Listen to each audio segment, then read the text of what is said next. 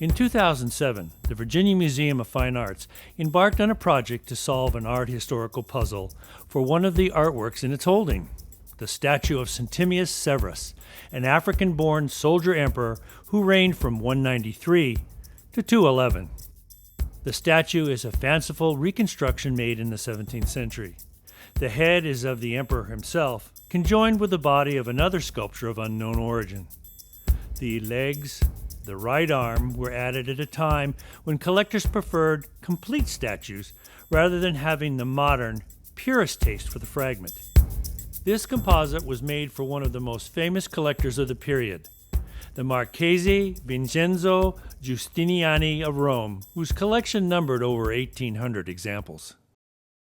I'm really happy to be here sitting next to a restorer because this is a story about restoration. This statue has had a long life.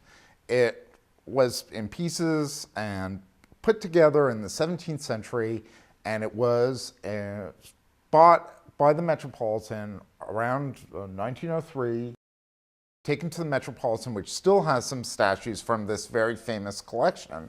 One of the things that you have to know is that the statue is a whole statue, a full-length statue of a guy from head to toe. That was made in the 17th century.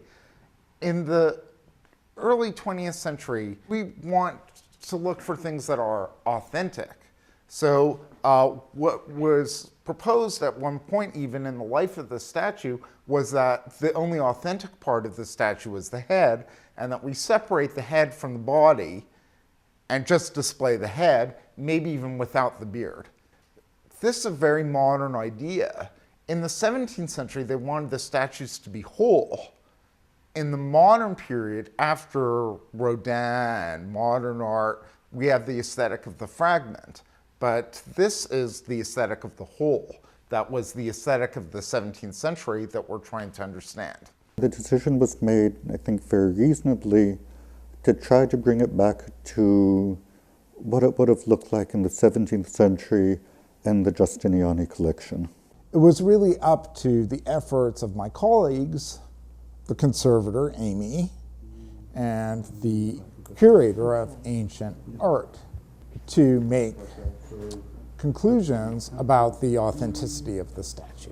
What we found was not what I hoped, that Giustiniani had put together two pieces of what was originally a complete full-length imperial portrait, but rather that he had gone against his own advice and put together two pieces of statues that don't belong together. When I first looked at the sculpture and seeing a lot of things in a disordered state, to have the vision to see what it would have looked like in the 17th century and trying to figure out what was what. When I first looked at it, my goodness, it was dirty. A lot of the fills were discolored. A lot of the old kind of joins had fallen out, so there were these large kind of distracting sections that just made no sense. It was impossible to read.